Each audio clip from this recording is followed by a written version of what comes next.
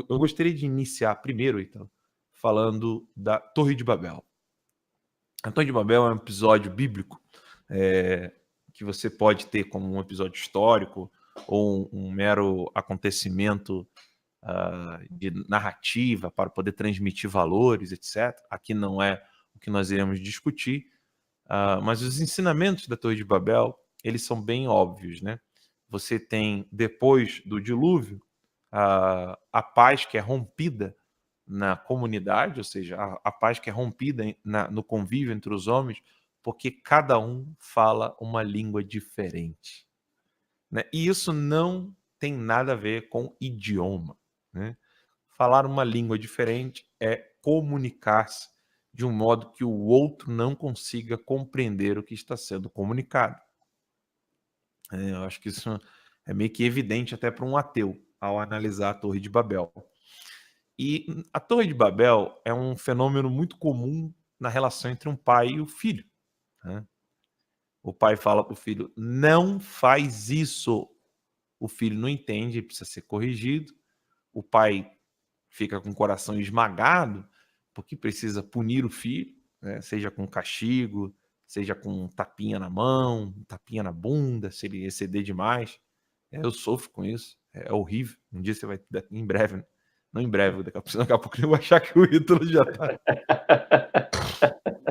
Mas, uma hora ou outra aí, o Ítalo vai experimentar isso na vida dele. E assim, é um sentimento horrível você ter que punir ali seu filho. É tão pequenininho, tão inocente, tão frágilzinho, você tão gigante, tão monstruoso, tão forte, tendo que usar ali da disciplina para que teu filho amanhã não esteja atrás das grades, destruindo a própria vida, etc. E isso é comum no convívio entre os homens. Há uma característica muito, muito própria do homem que o difere dos animais. Os animais têm também essa característica, não todos, né? Mas os animais, alguns, têm essa característica de viver juntos, né?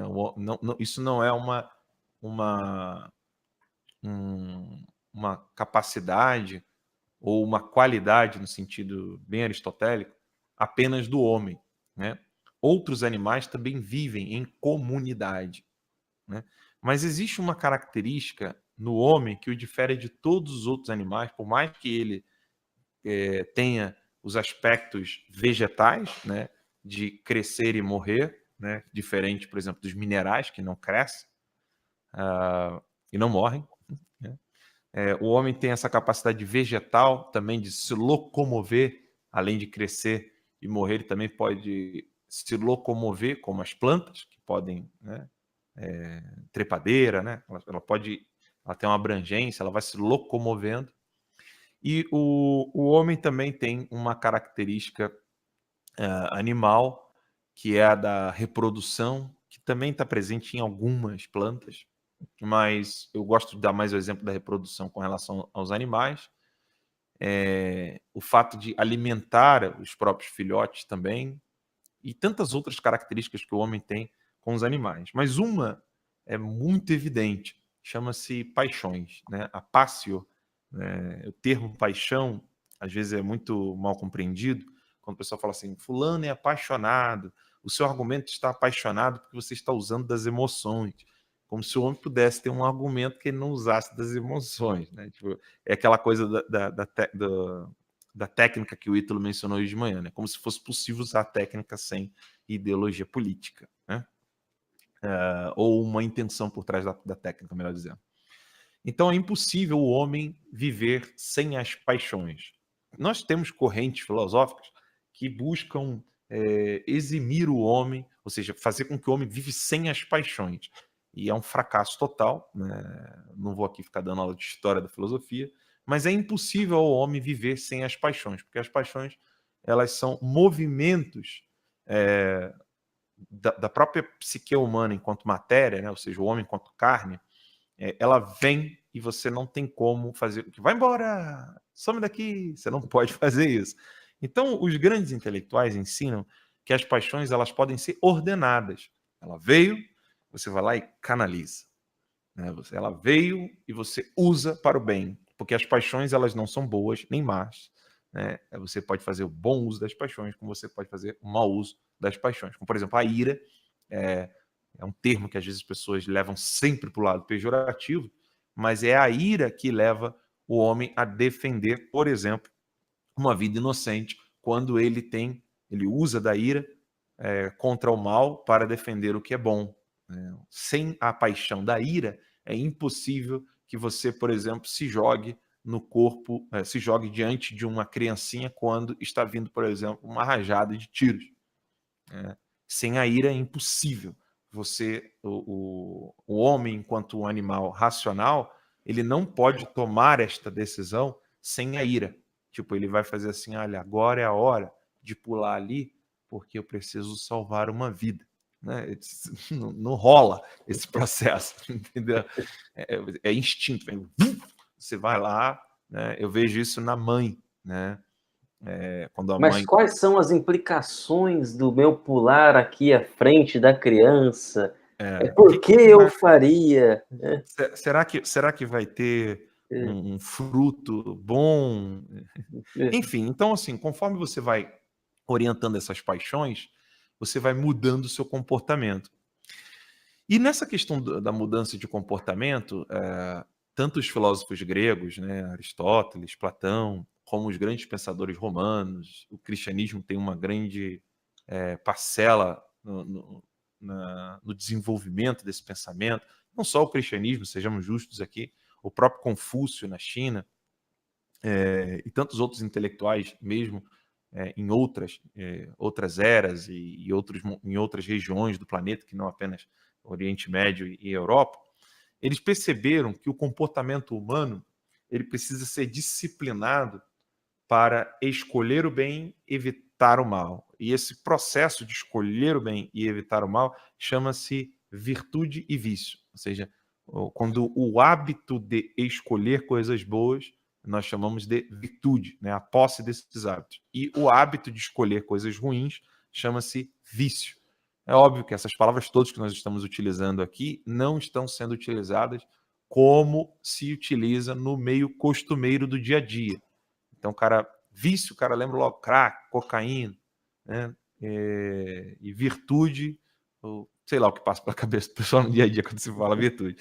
Mas o que eu estou querendo salientar é que, sem esses aspectos, os homens não podem viver em comunidade. Podem viver, mas vão viver uma vida horrorosa. Então, a vida em comunidade ela é essencial ao homem, mas não no mesmo aspecto da vida animal, como os lobos vivem em uma alcateia, as abelhas vivem numa colmeia, no enxame, né? O formigueiro para a formiga, etc. O homem ele não vive com outros homens simplesmente porque eles estão ali e não tem como mudar essa situação. Quando você vive dessa maneira, você vai encontrar um vazio, um buraco em você, que é óbvio que você será empurrado para a solidão. E essa má tendência, que Aristóteles chamava de má tendência para o mal, ela tem um nome que o cristianismo utilizou e é muito utilizado até fora do cristianismo, chama-se concupiscência, que é quando nós temos uma má inclinação e em vez da gente conter essa má inclinação, a gente empurra a ladeira abaixo. Né? Então, aí é aquela velha história. A merda já é ruim. Mexeu, fedeu. Né? Vai feder mais ainda. Então, é isso que acontece no convívio humano quando nós não impedimos essas más tendências do comportamento humano. E, nesse momento, é necessário salientar a importância da vida cultural de uma sociedade, ou seja, qual é o coração pulsante dessa sociedade. Porque aqui entram os inimigos do bem comum. E o bem comum, ele não é o bem que eu escolho, o Ítalo escolhe, alguém escolhe. Não, é o bem que é comum a todos, né? Como o direito à propriedade privada, a defesa da vida desde a sua concepção, etc, etc, etc. Aquelas coisas todas que vocês sabem que é auto-evidente, né? Não precisa de argumentação dentro de um grupo minimamente iluminado pela razão humana. Então, nós temos pessoas que trabalham sabendo desses limites humanos, sabendo da deficiência, elas trabalham para a deficiência da vida comum entre os seres humanos, exatamente para atrair para si benefícios que outras pessoas não terão e fará com que esses benefícios não cessem.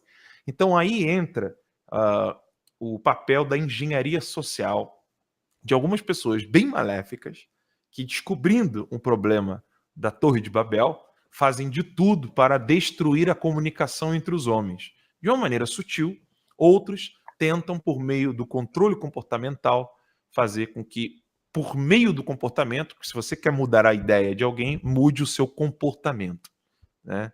Se você quer fazer com que alguém pense diferente, faça com que ela haja diferente. É assim que a gente faz com os filhinhos, né? Só que tem gente que pode fazer isso, pode não, e faz isso para o mal.